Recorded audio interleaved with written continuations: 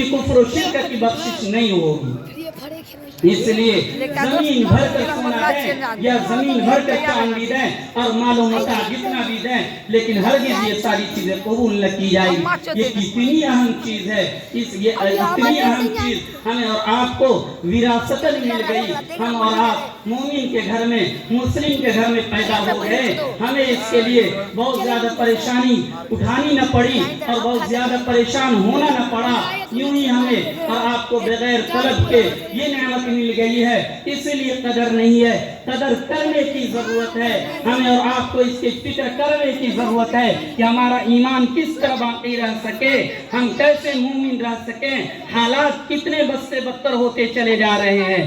آپ کو پتا ہے کہ کوئی شخص کبھی کہتا ہے کہ اللہ نعوذ باللہ من ذالک، اللہ کے نبی آخری نبی نہیں تھے، اس طرح کے فرقے وجود میں آتے ہیں۔ کوئی کہتا شکیل بن حریف کہتا میں نبی ہوں، کبھی کہتا میں عیسیٰ ہوں، میں مسیح ہوں۔ اس طرح کے لوگ اس دور میں پیدا ہوتے رہیں گے۔ اس لیے ضرورت ہے اپنے ایمان کی حفاظت کرنے کی، اور اپنے ایمان ہی کی نہیں بلکہ اپنے بچوں کے ایمان کی بھی حفاظت کی ضرورت ہے۔ کلکم راعٍ وکلکم مسئول عن رعیتہ، ہر ایک نگراں اپنے تمام ماتحت کے بارے میں ان لوگوں سے بات پرس کی جائے گی، اور ان لوگوں سے پوچھا جائے گا تم اپنے بچوں کی کیسی تعلیم و تربیت کی، اس کے ایمان کی بقا کے لیے تم لوگوں نے کیا کیا۔ اس لیے ضرورت ہے اپنے ایمان کی حفاظت کے ساتھ ساتھ اپنے بچوں کے ایمان کی بھی حفاظت کریں۔ قرآن کریم نے کہا قُوا أَنفُسَكُمْ وَأَهْلِيكُمْ نَارًا، اپنے آپ کو بھی جہنم سے بچاؤ اور اہل خانہ کو بھی جہنم سے بچاؤ۔ اور جہنم سے بچنے کا کیا معیار ہے؟ جہنم سے بچنے کا ایک ہی معیار ہے کہ آپ ایمان کی حالت میں اس دنیا سے چلے جائیں، یہی آپ کے لیے جہنم سے بچنے کا معیار اور مدار ہوگا۔ تو اگر آپ ایمان کی حالت میں ہیں تو یقین آپ کے لیے کہیں نہ کہیں، چاہے آخر میں ہو چاہے پہلے ہو یا بیچ میں ہو، کہیں نہ کہیں آپ جنت میں تو یقیناً انشاءاللہ جائیں گے ہی۔ تو ایمان آپ یاد رکھیے، ایمان کو درست کر کے، عقیدے کو درست کر کے اس دنیا سے جائیں۔ جس طرح اپنے بچے کے کھانے پینے کا انتظام کرتے، کھانے کے لیے کھانے کی چیزیں اور پینے کے لیے مشروبات اور کھانے کے لیے معقولات اور اس رہنے سہنے کے لیے مکانات کا انتظام اور پہننے کے لیے لباس کا انتظام اور ساری چیزوں کا انتظام کرتے ہیں، بچہ کیسے اچھا بنے، کیسے بڑے عہدے پر جائے، بڑے بڑے کالجز اور اسکول کے اندر کس طرح ایڈمیشن ہو جائے، کیسے ہمارا بچہ کامیاب ہو جائے، ان ساری چیزوں کی فکر یقیناً آپ تو کرتے ہیں، لیکن کبھی اپنے بچے کے ایمان کی فکر نہیں کرتے۔ ضرورت ہے جس طرح آپ کھانے کی فکر کرتے ہیں کہ رات میں بچہ میرا کیا کھائے گا، اسی طرح آپ اپنے بچوں کے ایمان کی بھی فکر کیجئے کہ میرے چلے جانے کے بعد میرا بچہ مومن رہے گا یا نہیں رہے گا۔ یقیناً یاد رکھیے، کوئی مذہب اسلام، یہ جو اسلام ہے آپ کو نہیں منع کرتا کہ آپ اپنے بچوں کو ڈاکٹر نہ بنائیں، آپ بچوں کو انجینئر نہ بنائیں، پروفیسر نہ بنائیں، سائنٹسٹ نہ بنائیں، ساری چیزیں بنائیں، لیکن سب سے پہلے اپنے بچوں کو مسلمان بنائیں۔ شام میں سونے کے وقت ضرور یہ کہتے ہیں کہ بچہ جلدی سو جا، صبح اسکول جانا ہے، مارننگ ہے، یہ ساری چیزیں، ان ساری چیزوں کا خیال رکھتے ہیں، لیکن کیا کوئی والد اپنے بچے کو یہ کہتا ہے کہ عشاء بعد فوراً سو جاؤ، فجر کی نماز ادا کرنی ہے باجماعت؟ یہ صورتحال ہے ہمارے اور آپ کی، صرف زبانی اقرار کرنے سے اور زبانی مسلم ہونے کا دعویٰ کرنے سے کافی نہیں ہو جاتا۔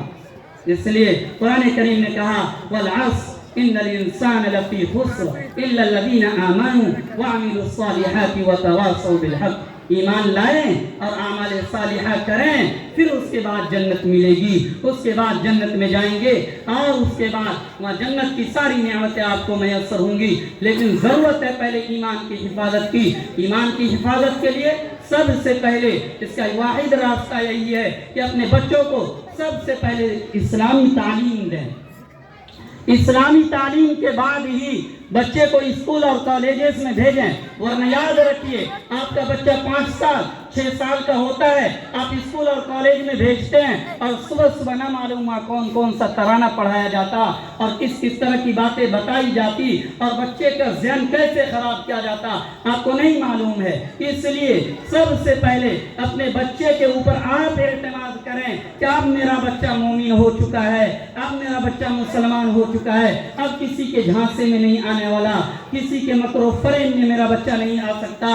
اگر آپ اپنے بچے کو اتنا زیادہ اچھا بنا دیا ہے تو پھر بھیجیے اسکول میں، بھیجیے کالجز میں، کوئی منع نہیں کرتا۔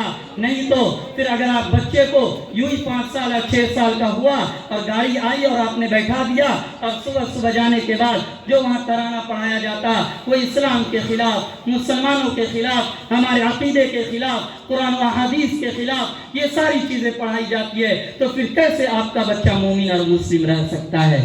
آپ کے حالات میں اور اس وقت کی صورتحال تو یہ ہے، اور آپ کے بچے کے حالات کیا ہوں گے وہ دیکھیے اور غور کیجئے، کتنے بد سے بدتر حالات ہوں گے۔ ایسے حالات میں اگر آپ کے بچے مومن اور مسلم رہ جائیں تو بڑی بات ہوں گی۔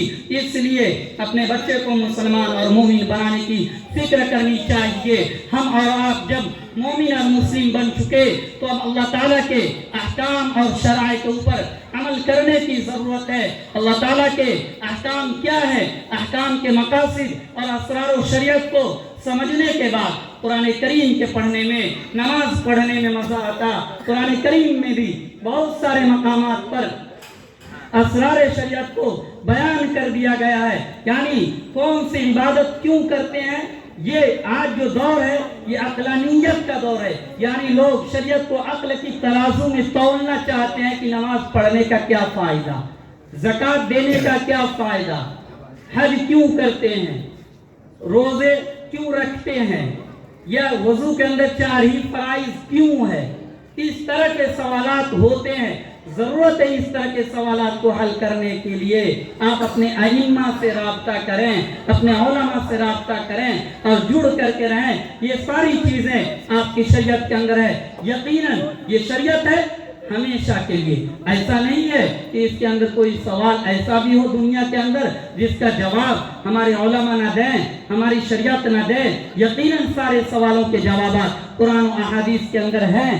ضرورت ہے ایسے باصلاحیت علماء سے رابطہ کرنے کی، اچھے اور معتمد علماء سے رابطہ کرنے کی، جو آپ کے تمام سوالوں کے جوابات دے سکیں۔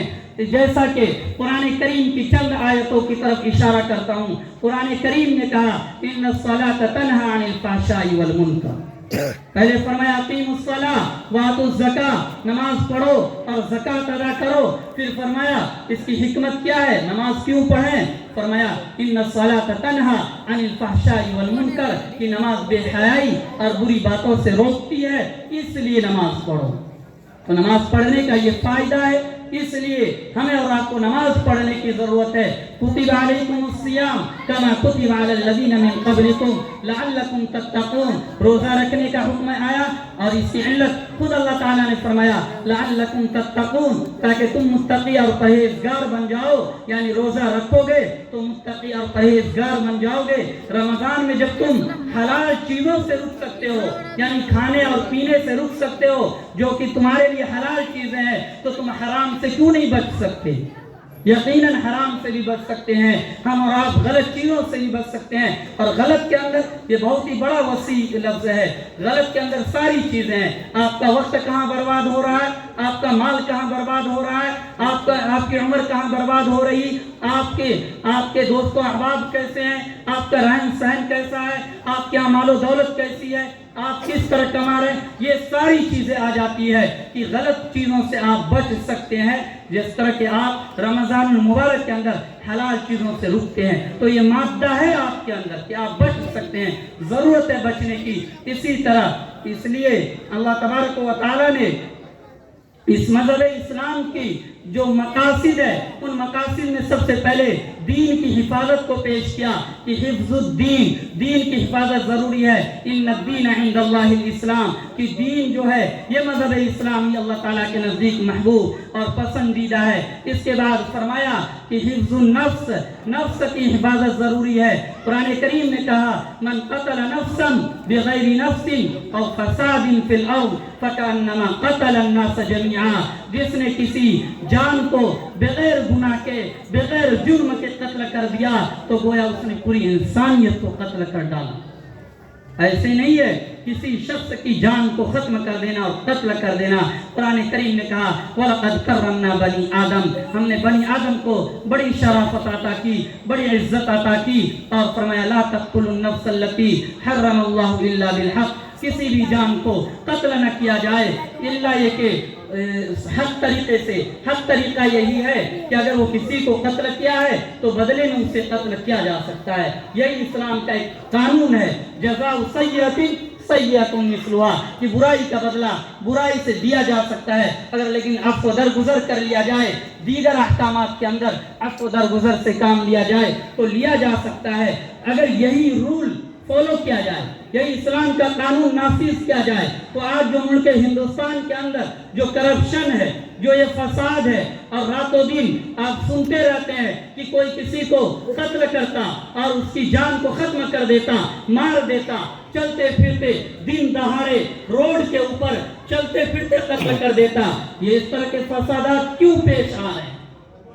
اس کا واحد یہی ایک سبب ہمارے سامنے آتا ہے کہ قانون اتنا مضبوط نہیں۔ اگر اسلام کا اس قانون پر عمل کر لیا جائے، قرآن نے کہا اگر تمہیں کوئی قتل کرے تو اسے بدلے میں قتل کر دیا جائے، اور اس کے علاوہ کوئی اور راستہ نہیں بنتا ہے قتل کرنے کا۔